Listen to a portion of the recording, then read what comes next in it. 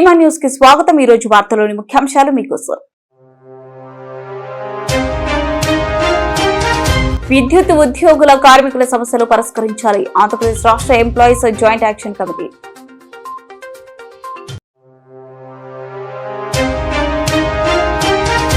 పచ్చదనం అంటూ మొక్కలు నాటి పరిశుభ్రత అంటూ తొలగించకండి. పీపీఎస్ఎస్ ఆధ్వర్యంలో మొక్కలు నాటిన మహిళలు.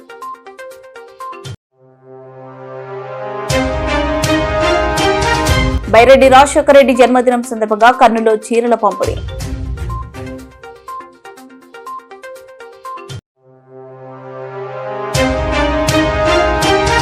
చలో మెడికల్ కళాశాలను భగ్నపరుస్తూ వైసీపీ నాయకులు గృహ నిర్బంధం.